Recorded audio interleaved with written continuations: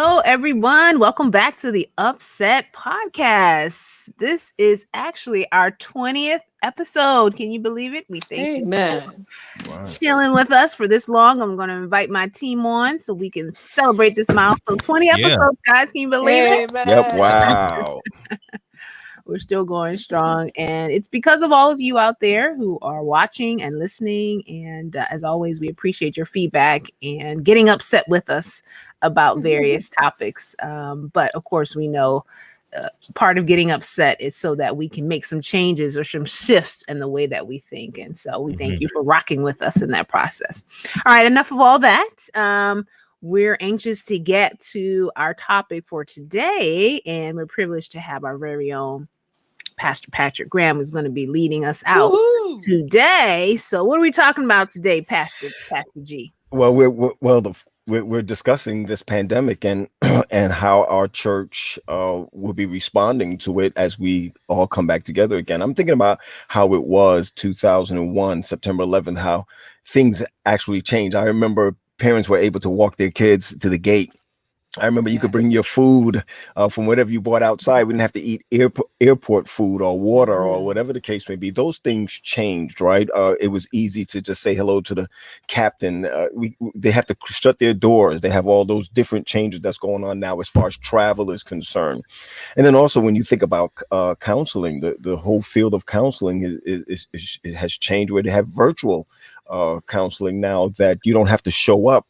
They have lessened the stringencies and allowing us to be able to do counseling online. So now I'm looking at church. Mid-March is when we had when we shut down all the churches. I can talk about our churches. Have all been shut down. We couldn't come back to the office anymore mid-March, and here we are almost 15 months later, something like that. And now I just want to throw out, guys, what we think church is going to look like when it comes to tech, when it comes to fellowship, when it comes to discipleship, all the different changes out there. I just want to throw it out there. What is it going to look like? How are these changes going to affect, or how do you think these changes are going to come about? Just throwing it out. I'm sorry. Go ahead. I was going to say Marlena, but because she was killing me. She was killing me in the green room. She was killing me in the green room. But go ahead. Go ahead. One little thing. Go ahead. Well, let me just jump in. I'm coming from a technology point of view. Sure, I think the most important thing that we need to concentrate on is our churches are reopening. We need to take from the experience of the pandemic in reaching out to not only our membership, but to others. And a lot of churches have found that they have added additional members. They may not be baptized members, but they're members who are worshiping, that they've never seen before, never heard of before, and the word passed along. So I think that's a great addition to church membership. But we cannot fall back on the old ways. I believe the church was scattered for a reason. So we need to keep that in mind, because we'll get comfortable in our brick and mortar walls. Chuck, you said go back. You said go back. You want to just unpack for a second, because I see GP coming with it. Go back. When you say go back, what do you mean go back? You mean, well, it's we get comfortable in our brick and mortar walls. Sure. And we've even got some congregations that have actually vocalized a disgusting statement that they don't want any new members. They don't want more people. We're comfortable in our nice little church, so hey, you get it the best way you can. But I believe the Lord is giving us an opportunity, just as I believe in Europe during World War I and II, when churches were destroyed. Right. But the church survived. Why did the church survive? Amen. Because the people survived. Yeah. You can always build new churches. So what will we say when we go back to our brick and mortar, which hasn't been destroyed, but it could end up being worthless if we go back to our old ways? Come on. Yeah. Can I jump in? And then I'm after you, buddy. Here go GP. Go ahead, G. There's a quote that says that the illiterate of the 21st century will not be those who cannot read and write, but those who do not learn unlearn, and relearn. Mm. One more time. Yeah, One more go time. ahead. Go ahead. Go ahead. One more time. That's- The illiterate of the 21st century will not be those who cannot read and write, but those who cannot learn, unlearn, and relearn. So coming out this pandemic, what have we learned? What have we unlearned? And what are we relearning to move forward? Listen, before Marlena comes, come on, y'all. I'm a 1 hour preacher. If you put me on your Marlena, when I came to your church, pastor, I preached for 1 whole hour. You're But not it gonna do wasn't that. boring. Yeah, but It was when good you stuff. when you're sitting in your living room, or when you're sitting in your car, or whatever the case may be, or you're on your computer, things change now. I'm literally down to 25 minutes because I could stop GP, so I could see right away We're proud of you. that when I go 35 minutes or so, you start to see the numbers start to dwindle, like what's going on. So if you want to talk about a change, GP, I gotta admit, that's one of my changes. Speak up, shut up, and sit down. That's when, or I'm sorry, click leave the meeting, and then that's Marlena, hit us with your thing. I know you're ready. Go, girl. Well, I just wanted to share when we were talking about what have we learned. Number one, that communications must be a part of our evangelism team. It has to be. This was certainly God ordained so that the gospel could spread.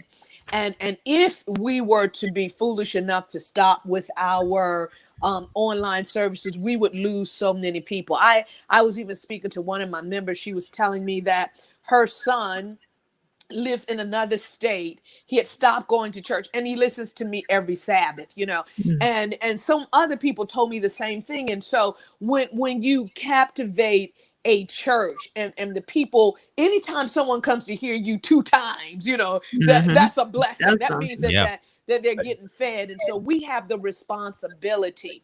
And when Jesus says, go ye into all the world, that is us going into all of the world. And so we have to enhance our communications department. I know that we've had struggles. People get tired of maybe the volume going out or something, or losing a pick for a few seconds, but I think it behooves us to enhance what we have. We can never go back to not recording so that others may see. We are now preparing for outdoor services for the first 3 Sabbaths in June, because the PA churches, the Philly metro area, we've decided to open up around the same time.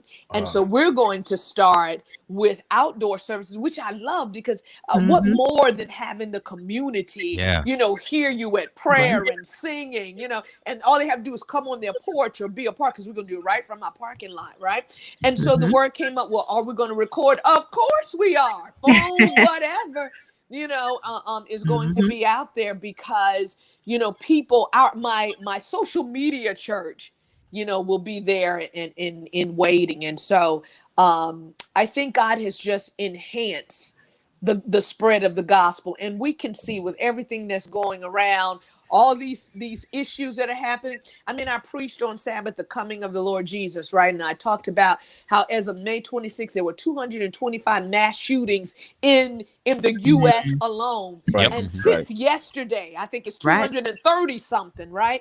And so we see all the issues that are happening in the world. And God is like, I'm coming, spread this gospel. Right. And so if we have a hunger to feed the people of God, this is the method. And so we should only enhance it, and certainly not go back to us just sitting in our 4 walls, as was said, with just feeding our localized people. So it's funny. It seems like we're going IT here. It looks like we're going IT ministry here. I mean, and GP, we on a couple of chat rooms where the IT people are just like, wait a minute, now the pastor is asking us for everything, whereas back in the day we weren't doing anything at all or whatever. I'm going to throw this at Latasha, and I'm going to throw this at Chuck. And the reason why I want to do that is because they're basically in a helicopter situation. They're not boots on the ground in the churches, GP. And churches, Pastor Marlena, we're not. How do you think that this whole revolution? What do you picture happening now that you're looking at 150 something churches? how can they build the gospel? What do you have for them, or what advice do you have for? Let's talk about pastors first and leaders in the church, not the members, but the pastors and leaders. How can we help them advance in ministry?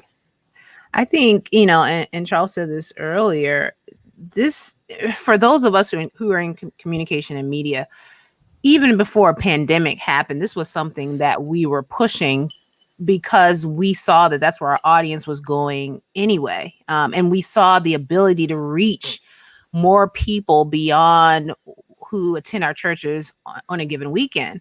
And I think that big shift of no longer just focusing on those who come through your church doors, but now shifting to those who are exposed to your online ministry and helping pastors and ministry leaders see, wow, we have a greater net to spread out than we've ever had before. And now it's time to not, because, what you were saying, GP, about unlearn. We, for so long, just focused, as I said, on those people that attend our church. Now we realize we have created audiences beyond our church, people who attend our church. So how do we capitalize on that? We shouldn't just say, oh, well, it was nice for you guys hanging out with us during the pandemic. Now we're going back to our core group. You can't do that. You have to continue to grow that other part of your ministry. And so from a communication standpoint, you got to level up. So now you still need to get that equipment where it needs to be. You still need to make sure your cameras are don't just say, oh, we're going back now. Let's just fall back into what we're used to. You still have to expand that portion of the ministry. And I think that's kind of where some of the minds are shifting now, because we recognize this is one arm of the ministry, but this is a whole nother arm that we can't afford to abandon. Yeah. Wait a minute. So when we talk about going hybrid and leveling up, I want to give a practical solution. And Go ahead. You can chime in. So if you're streaming in the building with 100 people or 200 people in the building, or however people are there, think about your online audience. And so maybe you don't want to have a wide shot from the back, from the balcony, but get a close-up shot on the pulpit or who's behind the person, because those in the building can see that person, but those who are watching from home can have a closer connection to the people behind the podium. So just think, don't just think about your little country club and who's inside the building. Oh, we made it in the church. God kept us. Yes, he kept you, but there are people who kept watching at home too. So keep them in mind as you stream with your camera shots and angles, and I'll turn it over to Chuck. I agree. I mean, a lot of what you talked about, it has been covered in our communication conference. We talked about cameras. We talked about doing production. I advise folk that are listening to us that can go to our website and look at, we have a lot of presentations and workshops, that we have archived. The other thing is, for me, being a technology person, I say, up your technology, get better cameras, get better mics, so forth and so on. But on top of that, the ministry aspect of doing that is, if you can't look like you love the Lord on camera, if you look miserable or tired, then you invite folk to come to your congregation. They may not want to come. They say, well, I'm comfortable right here, because these folk look like they're very unhappy. So digital evangelism and media and communication personnel in your church now have to be a vital, and I will go so far as to say a board position. Oh, absolutely. Come on now. There's no doubt. That evangelistic team. Come on. Absolutely. Yep. I have done a lot of workshops and seminars to a lot of churches before the pandemic. And one of the most consistent complaints from media crews is, we have to beg, we have to go to church board, we don't have church board representation. Can't get batteries for their microphones. Well, you know what? There needs to be a major paradigm shift on that. Sure. And we need to do it quickly. And this is why I say we need to do it quickly. You'll know in world news, the internet has caused social movement, uprisings. Yep. And some of these governments are saying, oh, so that's how they're doing it. So they'll shut down Facebook. They'll shut down the internet. They'll shut down all of these online tools for people to communicate and gather. While we can, we need to continue and fortify our online presence as we move back into our churches. And what goes with that is, if you're going to invite people to come to your church, they're going to want to come back. Mm-hmm. Yeah. Because I have had personal experience where I have been asked to present radio ministry, television ministry to congregations. And in some of those congregations, there was actually a member who stood up and said to me, Brother Williams, you're not going to get the response from this church because many of us do not want new members. Wow. I almost, That's right. Oh my and I goodness. looked at the pastor when that was said, and he just had a look on his face like, yeah, I don't believe I just heard that. But I've heard that several times. So, yeah, we can go high tech, Right. but we have to make sure we are high touch when people come to the building. Hey, everybody, you just go ahead and hashtag that when you high tech, high touch. Hey, I want to go back to what Latasha was saying, because that's where I said there has to be a different way to do the altar call now, right? Because now you get to understand what the actual responses are going to be when a sermon is finished, but not just the sermon, right? But the children's story. Right after the children's story is done. This is what I mean by IT type things, stuff that you guys do. That when the children's story is finished, you could ask them to go ahead and MailChimp it, or go ahead and ask them to put in their address so we can continue to stay in contact with the kids. And so what I'm saying now, the organ playing in the background now and Come to Jesus As You Are is a different flip now. Now is, how can we help you while you're in Georgia and you're enjoying our fellowship that we're having here? So I just see something totally different coming along. Go ahead, Latasha. Yeah, you saw me start. Even as you're going down that order of service, I see that being a major shift as well. Virtual ministry has helped us shave a lot of the unnecessary parts of our service. Watch it. We're pastors now. We got three pastors on here. Be careful. But no, honestly, because we recognize that an online audience is different than a live audience. Some churches have made that adjustment in cutting out some of the fluff, if you will, that's a part of our service. Sure. And there's no reason, if it didn't take any value away from someone's spiritual experience, there's no reason to go back to that. I mean, fill the time with things that matter, because in addition to that, a lot of churches use this as an opportunity to engage their community. So instead of spending 3-4 hours in church, they get a 1 to 1.5 hour of church. And then they're able to go out into community. They're able to spend time with their families. I mean, there's so many things that people are talking about, how I enjoy the Sabbath so much more now because we're not running around.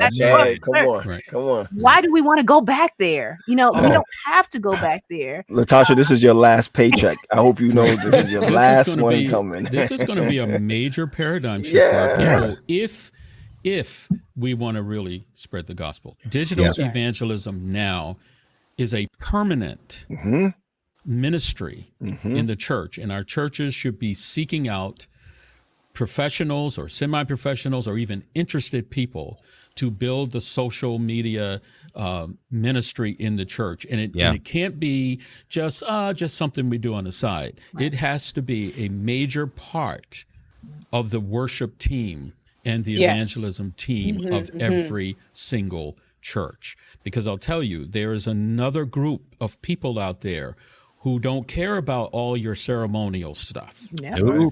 They just want to hear the word. That's right. Get a little music, a little encouragement, and let's not just put on the show, but have a mechanism to follow up with people. Right. Have them write your church, do Bible studies online. There it goes. There it goes. Just continue with the ministry beyond, because there are a lot of people who, if they come to your church, may be too shy to get involved in that level. But in their living rooms, I can get a Bible study. I can get a one-on-one Bible study with one of your members. Oh, that's great.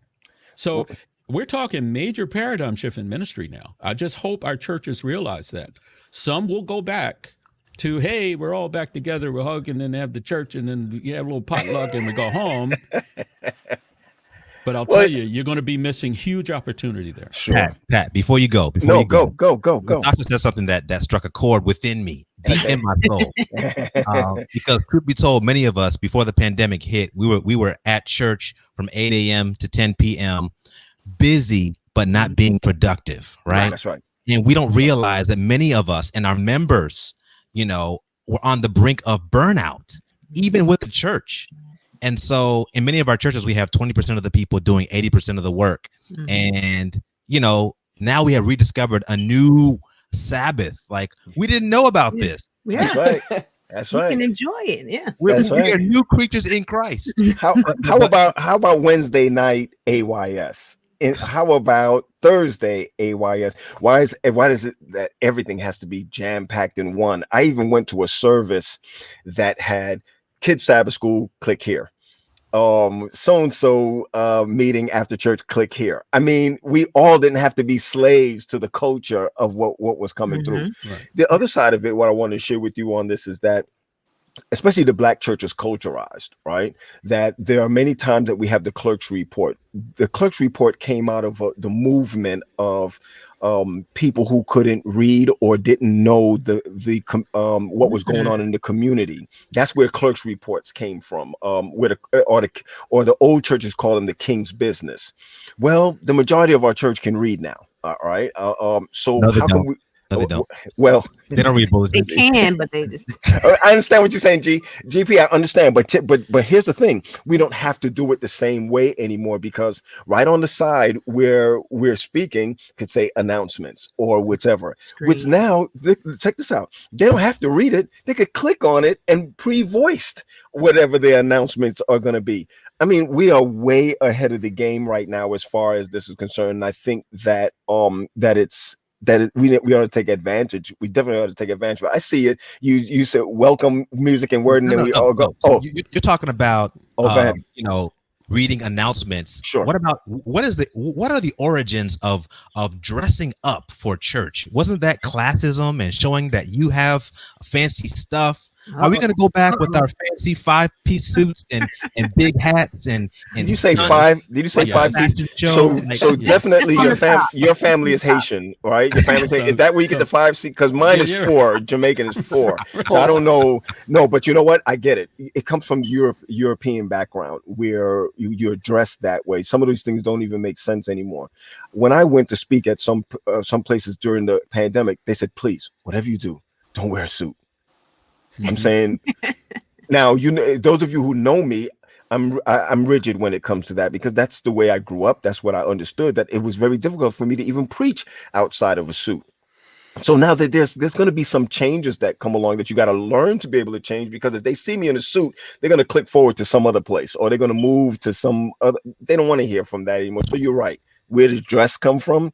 Our presence make the difference, Chuck. The background in our churches or in our homes, wherever we're speaking from, make all the difference. What it says in the background, or it all makes all the difference in the world. We have to be. We need to be ready for those changes that's coming. Right. And may I Jewish say friend of mine this? said that. Excuse me, Marlene. I Go right didn't mean ahead. to talk over you. Had a conversation with a Jewish pastor, Seventh-day Adventist.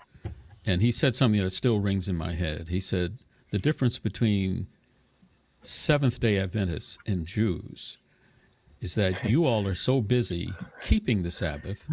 We celebrate the Sabbath. Come on, man. Come on. With our family and our friends. Come on. So we're busy keeping, but we don't celebrate with our family and friends. And that is so important, having dinner, having time, walking with your kids. Yep.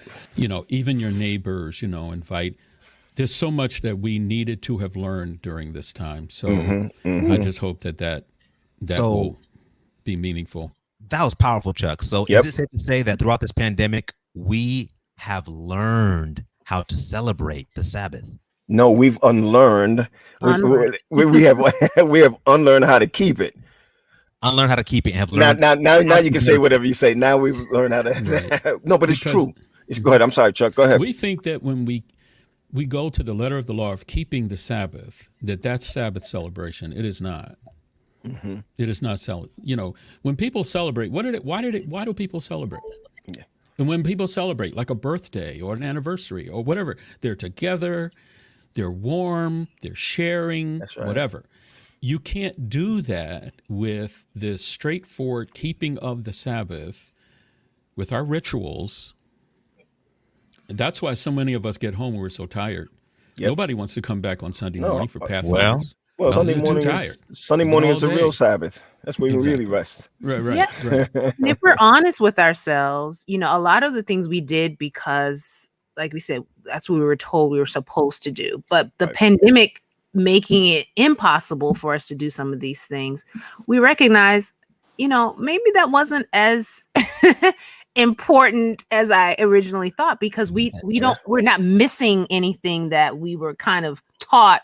If you don't do this, then your Sabbath's not going to be holy, or you're not going to feel the presence of the Holy Spirit. But Right. having those things removed and not feeling like our spirituality has been altered in any way negatively, it's like, wait a minute, you know, maybe we've just been hoodwinked and bamboozled. Like, you know, we get to evaluate.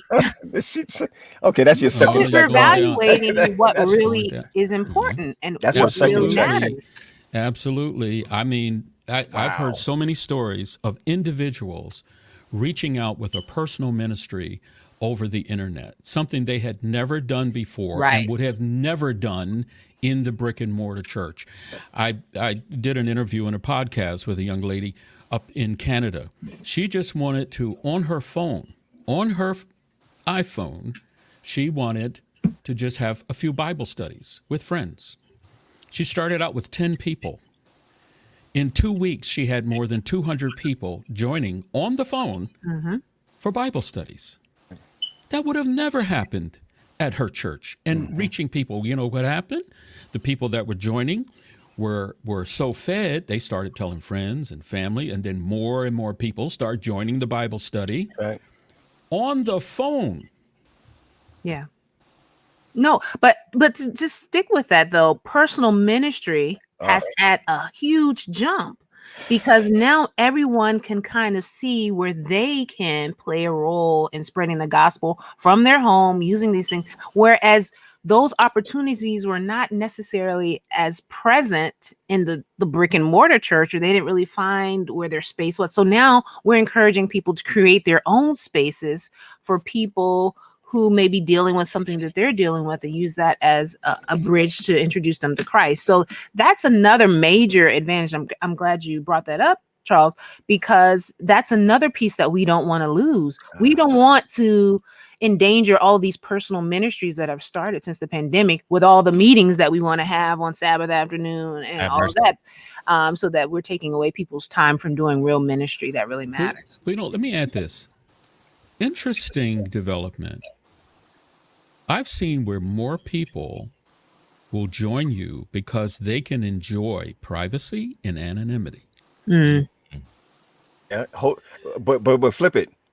Wednesday night prayer meetings. Now you have more people attending Wednesday night prayer meetings now. People are on their job, put in their headphones, and now they're listening. Right. Not only that, but meetings. Let's look at virtual meetings. Sometimes we have board meetings Tuesday nights, board meetings after church, board meetings on Sunday. And now they're we have the quicker. opportunity. Say that again, Chuck. And they're quicker. They're Oh, quicker. they're a whole lot quicker. And Plus, you some of don't have those to drive. meetings- Some of those meetings should be emailed, truth be told. Yeah. When we had our email etiquette meeting, I think a couple of weeks ago, it was so funny. Some of us were saying, "Oh, we don't have to have a meeting. You could just go ahead and email that from the top, and we'll know whatever has to be done." But I do believe wholeheartedly what you're saying, Chuck, that all these changes that's coming about is really spreading the gospel. Hold on. I know I'm going to get in trouble for this, but I'm going to say it anyway. When I see John that sees visions of these big birds in the sky and all of that, you know, some people look at it as, you know, lions or whatever the case may be with wings. I look at them as satellite dishes or satellites that's in the air. You know what I mean? Those towers, those cell phone towers that they see up in the air, waves. I see those because the only way for us to get some of these messages to the other side of the world is simply this route. in Yeah. getting it done, Exactly. right? They may not be able to walk into a church, but they'll be able to at least listen. You know, they have people who are homeless that have cell phones. That's right. Yeah. Right? And they're able Absolutely. to listen to all that. Listen, let me go into Yeah. another direction real quick because Marlena and I was fighting in the green room about this. So we were talking about Don't believe them, people. no, I threw out something and I thought it was great. And I wanted you to hit back with that because I remember when I first started in 2001, 2002, we had a couple of our pastors get together. Stop, GP. I know you was a little kid running around diapers, right? You saw his face right there.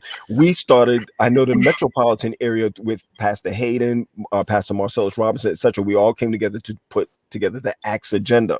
Then also while I was in seminary, small groups came about, and it was a big push for small groups at one time, which the truth to me is, and we could talk about it another time, that's kind of like Sabbath school anyway. But anyway, let's go ahead and move forward. So I felt that this was bringing us back during this pandemic to like the Acts agenda when we are in homes and communities. You know, like this is my zip code. I'm going to do this in this zip code. This is so-and-so in this zip code, etc., etc. But then Marlena, you came back at me with fellowship. There's a fellowship. You want to unpack that because I do believe there's two sides to that story. And what I learned, and I want to say this that I was trying to get out a minute ago, but the timing never seemed appropriate. But, and I'll go into the fellowship.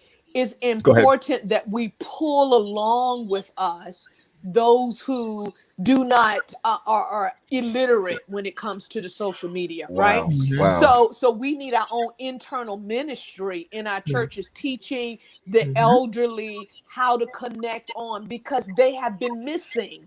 Many of them, some of my own members, I don't even know, they couldn't get online. They didn't have the equipment. So we have to go back and teach them. And with that also came some loneliness. Even some people who did, they may have lived alone, and it was killing them not to be able to see someone. I remember I had a member, and she came to the church. She was knocking on the door, and she said, "Pastor, please let me in, please." And I was like, I'm looking around. I said, "You can't tell anyone I let you in the church." You know, she said, "I couldn't take one more Sabbath being by myself." And That's she right. needed, and when she sat in the back of the church that one day, she says, "I'm good for a while." And so we see the need for fellowship is so important in ministry. And so even, you know, at one time you could not intermingle, you know, because of the pandemic, you know, you had to stay apart. So just think about those who were alone. But now that we can open more, we see the need of fellowship. And that is so important. It was missed. It led to depression in the church, depression. And so it was very important. I know I missed it some. I kept saying, you know, we were going to do a telephone list, you know, of calling the members, you know, and we got to some but couldn't get to all of them. Right. So we were still trying to do that thing. But I think within our church, it's very important that we have that fellowship component, whether we are virtual, whether we are live. People need that touch. Yes. And so even the more so with us, you know, spreading and evangelizing the church virtually, people need to hear from us. You know what's crazy? Let me go ahead, Chuck. Nope, go ahead. No, I'll just say real quick, you know, thank you, GP, for reminding me about the tech forum. Every Tuesday night we have a tech forum. So members, pastors, whoever can join in and try to figure out how to work this whole digital landscape. But one simple tip that I would just put out there for churches that do have Facebook pages, you know, many of your members, for many of them that don't have screens and laptops and tablets, they have a telephone. Even if it's a landline, you can actually create a telephone number for every one of your church services on Facebook. And all they have to do is dial that number and listen to the service. Wow. That's about as low tech as you can get. It's just because you can do that with a cell phone or with a landline. You just distribute the number that you set, that Facebook sets up for you, and advertise that. For those of you that don't have, you know, devices with screens, dial this 800 number and you can hear the service on the phone. You know what's crazy about that is that a lot of these technology apparatus we've already had. I mean, has already been sitting there. It's been there years even before. That is almost like, you ever gone on a cruise, and if you go on a cruise, you have to stand outside because they're telling you how to use the boats that Right. what do you call it, put on your jackets or whatever. And I said to myself, I pray God I'll never have to go in one of those capsules or whatever. But it's nice to know that it was there. Because why I say that is because the conference has one called Now, or one of those things that you can, when there's a bad weather, you can tell your whole church that it's bad weather. We have hundreds of names for them. And I'm thinking to myself, when will we ever use those things? When now you're looking at it and you're saying to yourself, oh my goodness, we always had a plethora of information, or we always had these tools. That's what it is. We always had all these tools, but now that tech guy that's sitting there saying, I told you so, he's trying to be nice though, right? The communication guy is going to the pastor saying, we've always had this, but you never used it before. Now you have these less expensive ways, and because they're less expensive, come on, let's think about that now, right? Yep. And push it out there so that people will be informed, number one, because information is key, right? Informed, and number two, the gospel will get out to where it needs to land. And I think that's where the importance of it is. I want to go back to Marlena real quick, because Marlena, I'm dead with you with people who want to get into the building. I was at a church that was supposed to open May 29th that just passed, and people showed up, even though we said, hey, we're moving it. They just want to be around the building. They just, just want to Or be around people. Around people, right? Around people. And I really believe that there's going to be a big change coming up. And that's the reason why I like this conversation, everybody who's on here now, because you have to now, www.visitaec.org makes sense.com makes sense. Now it makes sense, because you no longer can sit around and say that it's not there. Everything is there for us to be able to do ministry, and not just the pastors, all 35,000 members. Yeah, and I'm going to emphasize, as we invite folk to come to our buildings, those that are within the distance, to wash their hands. We need to, not only that, but our membership, especially those who greet people, we need to go back to being warm, inviting, accommodating. Because if you say on your live stream, we want you to come and celebrate the Sabbath with us at 123 America Avenue, and they come to the church and they have these snooty, self-centered, egotistic Seventh-day Adventist Christians who are ready to criticize someone who has earrings on, or a bracelet, or lipstick, or whatever. Chuck, you know how four short, not Seventh-day Adventist Christians, just Seventh-day Adventists. But go ahead. Yeah. But all I'm saying is that we go high tech. Yep. And we invite folk to come, and when they start coming, you want them to come back because people will greet you and they're genuine. Yep. I visited a Baptist church for a conference once. Just went there to cover it. And I walked in the door. There were at least 4 people in the lobby, smiling, warm, not phony, right. Asked me my name. How can I help you? And when I said what I needed, they had a special elder who handled what I was there for. And they said, just hold on. I'll be with you in a minute. When that person showed up, smile, handshake. It was incredible. I felt like I was a member of this church all along. So if we can't rise to that level with courtesy, warmth, inviting attitude, folk will say, oh, yeah, I visited that church. I think I like it better online. Yeah. Chuck, just to hear you say that just breaks me as a pastor. And it is our job to spread the gospel, to love people. And the frontliners, when you come to that door, even when you get out of the car, the people that you meet, whether they're the deacons or, that may be outside, someone at the front door. If we don't understand what kindness is, Right. then we are not Christians. I must say it. We don't understand Jesus Christ. And so as pastors here on this line, we have to preach foundationally. We have to preach just the fundamentals of Christianity, letting people know when you are a Christian, these are the things that you will exhibit, you Right. know, and these are the things that automatically come out, because if we have to tell people we need you to be kind, that's a problem. Come on now. You know, It's that's a true. real It's so problem. true. And so even if we're doing virtual evangelism and you're bringing the souls in, and then the stones come at the front door and the people leave, you know, we are self-sabotaging.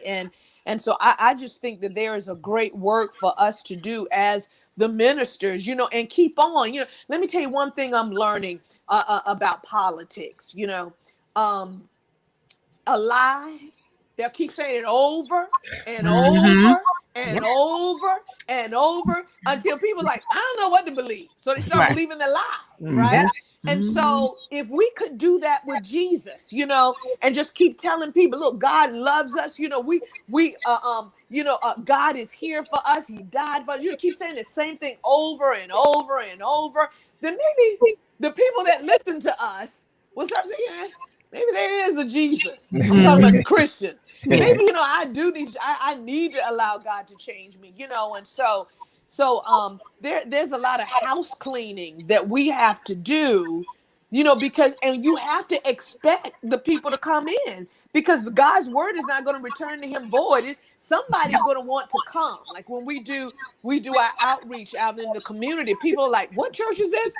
I want to come to this church, you know, and you can't have people with stones at the front door, you know, ready Right. to knock them down. And You know, so that just tells me, you know, we have much work to do. we do. And for every church that's planning to reopen, you know, I'm not a pastor, but I know in organizing and preparing for ministry, I really think each church should have a week or two and call it reset. Yeah. We're going to push the reset button. Yeah. Everything that we were doing before the pandemic is going to change. Yep. Amen. So we need to be ready to reset. A lot of things that we were doing will be amplified, and a lot of things we weren't doing at all will be part of our infrastructure not every week, every day. Listen, upsetters. First of all, I just want everybody here who is looking for Tally to come on, that you guys write him personally and tell him that you missed him. Yeah, he gonna get me for that. But none of us are soothsayers, thank God. Some of us might be prophets, but if you close your eyes right now, and I'm going around the horn, Chuck, I'm starting with you. It's gonna be September, October. Let's go October 22nd. You walk into your office. What do you want it to be? What's the difference that you need when you sit behind that desk? What do you see differently when you sit behind that desk as far as post-pandemic is concerned? Just a few words. What do you would like to see different? Well, in my area of ministry, of course, it's media ministry, I'd like to see myself and my staff and the media center be a hub of instruction, assistance, and be very busy, not just one or two calls a week, but several calls a day with emails, and be a place where churches and ministry groups can learn a better way to reach out. That's what I hope to see. I got you, Chuck, and I'm going to put this out there for everybody. Chuck, go get it. Go take a vacation. Go do something, because Yeah, right before all that happens. Yeah. It's not that, because Chuck, you love to work, and you love to work for God, and Amen. so when I see that you're just saying that right now, everybody, trust me, that's exactly how Chuck is. I don't even know if he sleeps at night, so I'm not sure. Natasha, what about you? Come on, talk to me now. You're a prophetess. You're not Sister White though. Your prophetess, Her little sister. Oh yeah, right. Come on, you're waking up October and you're walking into your office. What do you see? What would you like to see? You know, and not to be disobedient to to the question, but I'm looking outside of my office. I'm looking at as a regular parishioner Okay. who or individual who's looking at ministry in general. I think for me, what matters in terms of ministry or what real ministry looks like has been the impact of this pandemic for me. As I stated before, so many of the things that we spent so much time on, I'm recognizing it's not that important or as important as we seem to have Supposed to be. elevated these Yep. things. So looking forward, I'm Mhm. hoping to see ministry, this passion for ministry be ignited in people in a way that it never has been before, and that we're less concerned. Not that the building doesn't come with some things, but we're less concerned about the building and more concerned about the people that we can impact with our message. I want that shift to have taken place in the minds of it, and for the fruit or for what the fruit of our labor to show that. I guess that's what I. Gotcha. And you know what? Let me insert this real quick. Go ahead. Go. Pat. Go. This pandemic just may have been a dry run. Oh, Because it's coming back. oh, True. oh my Drop that on goodness. us. You know, Chuck, we were just trying to we're trying to end this segment right here. That's the truth. We're trying to end this segment. You know what? I'm gonna say let's come back with one. What if we were hit with a second wave? I'd like to come back with one assistant producer. GP, I want to throw something at you real quick. Let's just say, right? I don't have the power, but let's just say we're going to take you from where you are right now in the position that you have right now in northern New Jersey, and we're going to throw you in one of what we call dark areas, or whatever we call it, dark areas. We're going to throw you out there before. Yeah, well, yeah. Right. He's like, come with it, Pat. Come with it. Let's go. How would things be different? We're dropping you off there, okay? There's no big. We're just dropping you off. How would things be different? Well, I would love to see more collaboration instead of competition. If our churches could do less to do more, that would be a blessing. Like, imagine not having to worry about your weekly Sabbath production, and you can focus on how will we build people in our community this week because we're collaborating. Yes. And we're on the same team. I would love to see our churches master the beautiful hybrid marriage of high tech and high touch. And maybe we don't have to worship in the building every Sabbath. Maybe we do it once a month. Maybe we do it outside. But every Sabbath, we should be serving in our community. We should be known. We should be memorizing names and making an impact and touching lives. And, you know, it's a blessing to live stream. Yes, you get a taste of omnipresence. You can be everywhere at once. But listen, you don't have to do it alone. There are churches in your neighborhood, up the street, 2 miles, 5 miles, 20 miles away. Talk and have a conversation and talk about collaboration instead of competition. Just give me 1 second. Let me get Donaldson's number here. Let me hand it to you. So okay, President Pat. Okay. You know what? Networking is so important, GP. It is. It is. And another time, I could tell you some stories of trying to get districts and ministers to come together on radio ministries and television ministries, and it just wasn't working. Chuck, if we had more time, we'll talk about how that actually the pandemic is making it all smaller for us. We're closer. We can all become closer. Thanks for that, GP. Marlena, you know, Pastor Marlena, I'm going to throw this in your lap because you just started. No, because you started talking about your reopening. Right. And you're the only one in this group right now that actually is the head of whatever is going to open up or not, right? And you know what I mean by that, GP. I mean, there's somewhere over. So you were talking, you started off talking about outside and what you're going to do and this, that, and the other. So do me a favor, walk me from the opening to October. What do you see? And then we'll close out on that. Well, I want to build both. I feel the Holy Spirit leading me to build both the internal congregation and then the external congregation. God has even led us to choose a digital evangelist, right? That will work with me online. So we'll put just little snippets of sermons online for those who just don't want long details, 60, 90 seconds of the preached word, so that we can draw them in, right? And then be able to spiritually feed and grow. I want to say this: feed and grow the congregation that will be coming physically. And the reason I say that, because we're starting a ministry, taking Jesus to the streets, that we're doing once a month, but I know it just may increase to more than once, and that taking Jesus to the streets is just doing his ministry. So we'll do a little something inside the building, we'll preach the word, get motivated, then we're going out to at least 2 communities is what we are adopting, and then that may expound. And when we go out, we're just going to we're going to love the people. We're going to fellowship with them, right? Give out groceries to those who may need, prayer tent to those who may be desiring prayer. The Pathfinders are going to be out there so that we can draw youth. We want to increase our youth ministry. AY leaders are going to be there to, bring, because my focus is to have a minimum of 50% of the church congregation to be youth and young adult, minimum of 50. Okay. And so they know that drive. It was supposed to be this past weekend, our first time, but it rained so badly and it was freezing cold. But the Pathfinders were still ready to come. Had a couple of other teams coming out to help us. So we will be doing that on a monthly basis. So our next one that we're going to do is going to be on Father's Day. And so what we're going to do is have the outdoor service, right? And then go right into our community outreach. So we'll separate into our 2 communities. We'll have tables set up for food, clothing, shoes, not old clothes, brand new clothes. I want to say this, brand new clothes. That's right.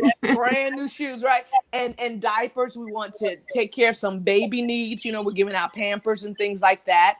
And then we're going to come back together and celebrate our fathers outside with food, so the community can still come and eat veggie burgers and fry. I mean, they might get real hot dogs too. We'll get real hot dogs. But to come and I can say I've only been at my church for 7-8 months now, right? But I'm outside and I see them say, "Hey, sister so and so." I said, "Well, they'll say, well, they used to come to our vacation Bible school, years ago, and they knew the people by name." I was like, "This is excellent, So they've already done much of the work in the community. We just want to continue to do it. And there are people saying, "Hey, I'm coming to church." I went with I have a one church member. I know I gotta be fast. Don't ask me to speak, Pat. I get too much. And so I have one lady at my church. She's like the woman at the well. She knows everybody in the community. They know her. They know her to be a godly woman. I went out with her one day. We just went to see all the people that she knew, and they was like, "You're a pastor," because they came through for food distribution one day. They said, "Your pastor came to my house," or "Your pastor had prayer with me," right? Because with certain people I prayed with in the community. It was so exciting, Yes, and so we want our community to know us. And so that's just the internal part, to draw them, but then the external, to really reach out to those who are abroad in the U.S., outside of the U.S. If we could build a very, very strong church, on social media, that is my desire. That's what I want to see. So I'm constantly meeting with communications. I'm constantly telling them my desire. I said, these are the 3 things I want to be strong in my church: communications, the preach word, and the music. Right. And certainly the frontliners. So that's 4, right? That has to be good. If any of them are trashed, we lost our people, right? So we have to build up those 4 sections. But that's my vision. Yes, that's quite a vision there too. We love to see it. We love to see it. Now, of course, people want to know, what's your church? After hearing all that, so you want to Willow Grove SDA Church in Willow Grove, PA. All right. That's where you sing your tithe. There you go, right there. All right, guys. Well, this has certainly been a healthy conversation, and I think it's something that everybody's kind of been thinking about, especially with our churches reopening. But I hope that all of the visions that we heard today can all somehow be materialized and come to Amen. fruition by God's grace. And I just hope we learn the lessons that, as you said, that we need to learn from this, unlearn the things that we need to unlearn from this experience, and relearn maybe some things that we thought we knew, but realize we need a refresher course. All right, everybody. Of course, we always want to know what you think. You've heard us talk and muse and give our visions. We want to hear what you have to say. Please share them with us, whether it's in the chat on YouTube or Facebook, but also email us at upset@aecsda.com if you want us to get your perspective on post-pandemic ministry and what it looks like. And we want to encourage you to subscribe and download the Upset podcast on all your major podcast platforms. Continue to support this ministry. Amen. So that we can continue to discuss some of the things that are on your mind. So guys, it's been great. Enjoyed the dialogue, and we'll here to come back another week next week. So we thank you all for joining us. We'll see you next Sunday at 6 p.m. Amen. Bye. Have a good Bye, week. guys.